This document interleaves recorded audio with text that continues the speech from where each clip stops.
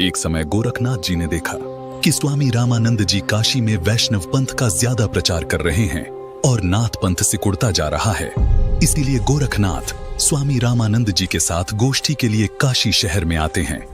स्वामी रामानंद जी, जो काशी शहर के प्रसिद्ध संत थे और वेदों के मर्मज्ञ ज्ञाता माने जाते थे, उन्होंने अपने 1400 ऋषि शिष्य बना रखे थे और ज्ञान प्रचार के लिए भी उन्हें जगह जगह भेजते थे।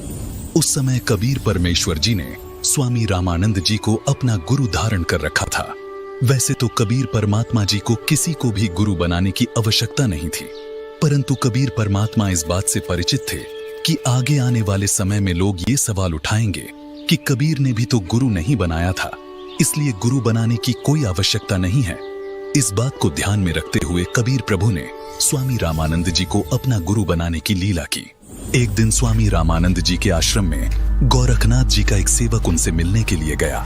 उस समय स्वामी रामानंद जी आश्रम में अपने शिष्यों को ज्ञान उपदेश दे रहे थे। अलख निरंजन स्वामी जी। राम राम नाथ जी। स्वामी जी, हमारे नाथ जी बहुत पहुंचे हुए सिद्ध पुरुष हैं। वो आपके साथ ज्ञान गोष्ठी करना चाहते हैं, इसलिए मैं आपको अपने गुरु जी के आदेश अनुसार आमंत्रित करने आया हूँ। उन्होंने कहा है कि ज्ञान चर्चा में जो भी विजयी होगा वह अपने शिष्यों समेत जीतने वाले का शिष्य बनेगा। ये कहकर गोरखनाथ जी का शिष्य वहां से चला जाता है।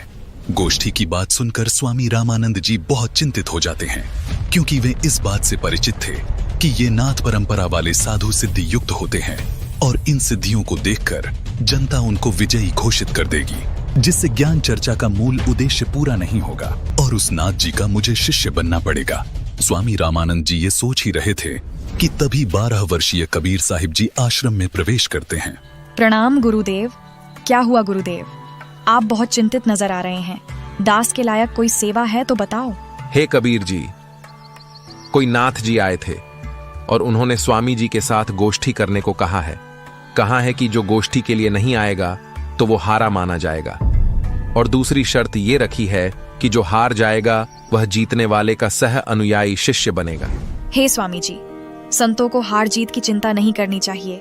हमें उस नाथ जी का सामना करना चाहिए और गोष्ठी में अवश्य चलना चाहिए। फिर मैं आपका दास भी तो आपके साथ हूँ। हे भगवान, आप कह रहे हैं तो मैं अवश्य ही चलूंगा। अब मुझे कोई चिंता नहीं। कबीर साहिब जी अपने मुंह बोले। गुरुजी स्वामी रामानंद जी के साथ ज्ञान गोष्ठी में जाने के लिए तैयार होते हैं।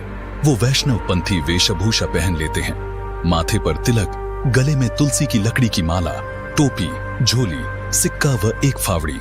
स्वामी जी व कबीर जी कुछ अन्य शिष्यों के साथ निश्चित समय और स्थान पर गोरखनाथ जी से गोष्ठी करने पहुंच जाते हैं। गंगा नदी से 500 फुट की दूरी पर गोरखनाथ उच्च आसन पर बैठे दिखाई देते हैं और बगल में 7 फुट ऊंचा त्रिशूल भी जमीन में गड़ा दिखाई देता है और स्वामी जी के लिए भी आसन लगा दिखाई देता है। आ गए रामानंद जी। मुझे लगा था आप नहीं आएंगे, लेकिन अब आ ही गए हैं तो गोष्ठी शुरू करते हैं। स्वामी जी आसन पर बैठ जाते हैं और एक सुयोग्य शिष्य की तरह कबीर साहिब जी अपने गुरु के आसन के पास जमीन पर बैठ जाते हैं।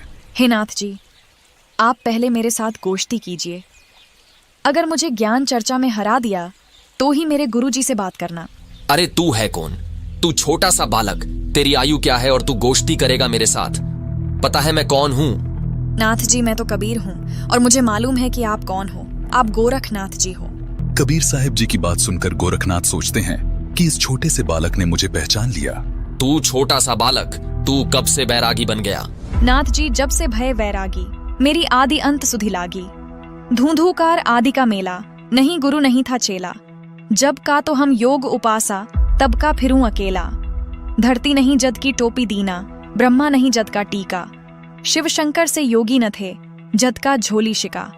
द्वापर को हम करी फावड़ी, त्रेता को हम दंडा। सतयुग मेरी फिरी दुहाई, कलयुग फिरो नो खंडा। गुरु के वचन साधु की संगत, अजर अमर घर पाया।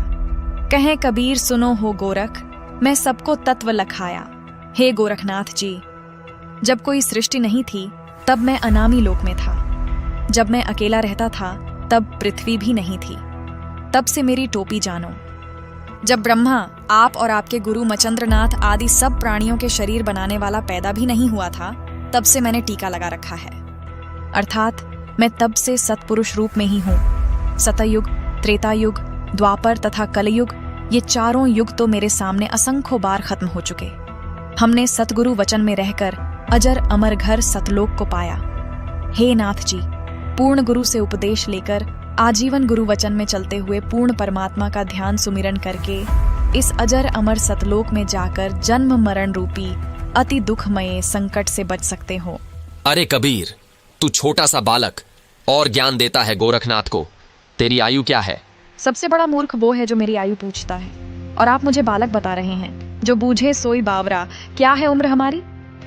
असंख्य युग प्रलय गई, तब का ब्रह्मचारी। कोटि निरंजन हो गए, परलोक सिधारी। हम तो सदा महबूब हैं, स्वयं ब्रह्मचारी। अरबों तो ब्रह्मा गए, 49 कोटि कन्हैया।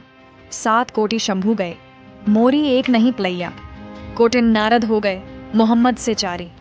देवतन की गिनती नहीं है, क्या सृष्टि विचारी। नहीं बूढ़ा नहीं बालक, ना ही कोई भाट भिखारी। कहें कबीर सुन हो गोरख, यह है उम्र हमारी। असंख्य युग प्रलय में चले गए, तब का मैं अमर हूँ। करोड़ ब्रह्म भगवान मृत्यु को प्राप्त होकर पुनर्जन्म प्राप्त कर चुके हैं। अन्य भगवान जिसका तुम आश्रय लेकर भक्ति कर रहे हो, वे नाशवान हैं। फिर नाथ जी आप अमर कैसे हो सकते हैं? अरबों तो ब्रह्मा मर चुके हैं, और 49 करोड़ बार कृष्ण जी की मृत्यु हो चुकी है, तथा 7 करोड़ बार शिव जी मर चुके हैं। लेकिन मेरी एक पल भी आयु कम नहीं हुई है।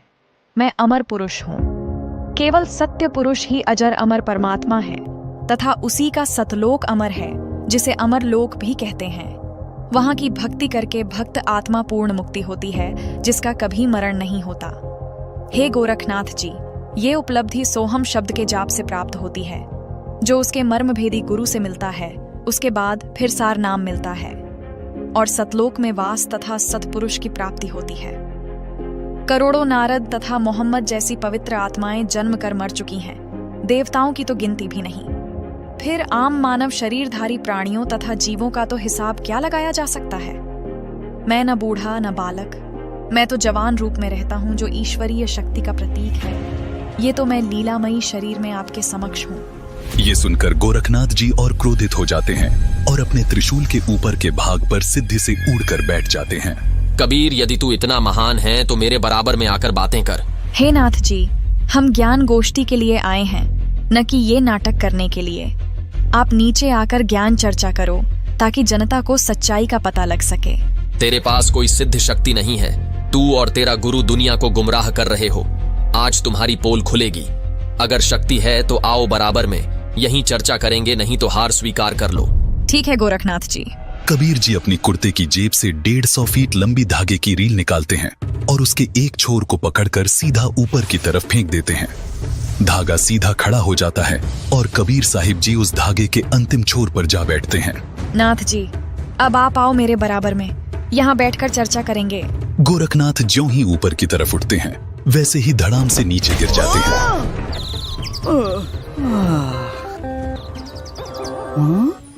हे कबीर जी, कृपया नीचे आ जाइए और अपने दास पर दया करके अपना परिचय दीजिए। आप कौन शक्ति हैं और किस लोक से आए हैं? हे गोरखनाथ जी, मैं तो अवगत स्थान सतलोक से आया हूँ।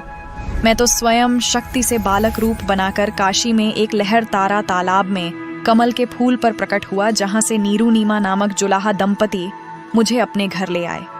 मेरे कोई माता पिता नहीं है, न ही मेरी कोई पत्नी है, और जो उस परमात्मा का वास्तविक नाम है वही